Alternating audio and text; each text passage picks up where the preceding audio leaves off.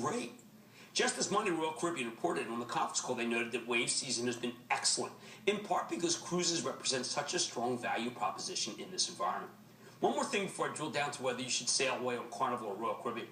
Lots of different industries have what I call key metrics. For the cruise operators, it's something called net yield. This is how we measure them, apples to apples. Net yield, which is the purest measure of a cruise company's pricing power. Net yield is the ticket price minus the cost of getting there, plus onboard spending, minus any commissions paid to travel agents, all of which is then divided by the number of available cruise days. Simply put, this is a metric that tells you how much the cruise companies are squeezing out of their passengers, minus their most important cost of an average day of cruising.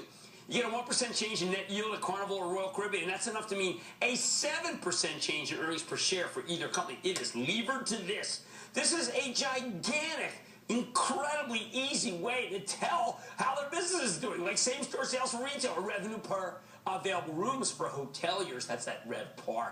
And right now, the net yield of both companies is in a fabulous position to go higher thanks to higher demand, lower supply of ships, and the fact that more and more people are booking their cruises online. You know what that does? It cuts the travel agents out of the equation. Don't underestimate the importance of the price line factor here. Given that commissions are paid right to the travel agents, and they account for a whopping 12% of Carnival Cruises' total cost, and those commissions are going away? I mean, can you say... House of pleasure. Bye. So, which cruise name is it going to be? Last March, I told you it was time to buy the cruise stocks into the weakness caused by the Concordia disaster, and that Carnival was a better play than Royal Caribbean. Since then, Carnival's given you a 26% return with reinvested dividends versus 24% for Royal Caribbean, so the timing was good here. So far, they're both in the same performance boat. But I think 2013 is the year that Carnival surges forward, maybe leaves Royal Caribbean trailing in its wake. Some of these reasons are the same as last time. Not only is Carnival the top dog, controlling 48% of the market, but has a much cleaner balance sheet with less debt than the Royal Caribbean, and as a result has the ability to generate huge amounts of cash that the company is very generous about returning to shareholders.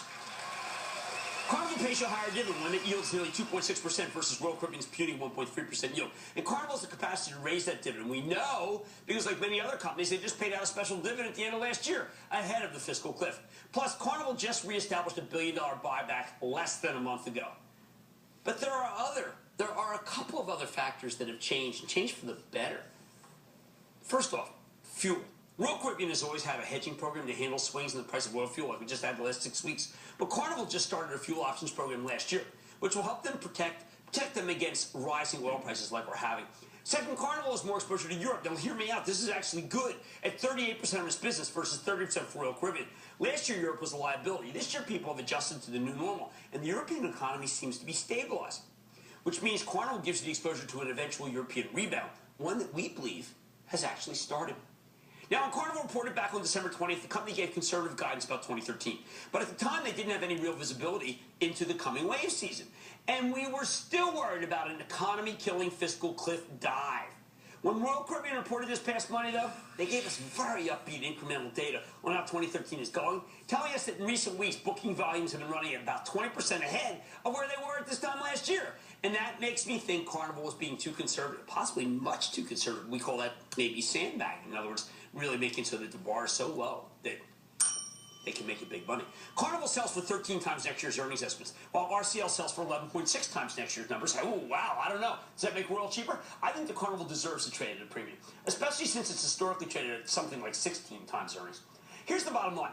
The Norwegian Cruise IPO told us, it was a clarion call, that the cruise ships are on fire back in January. The market's loving them, but it was Royal Caribbean's earnings that let us know the business is in great shape earlier this week. And that means you sail away, come sail away, with the best of breed, which is Carnival Cruise. Ted in Arizona. Ted.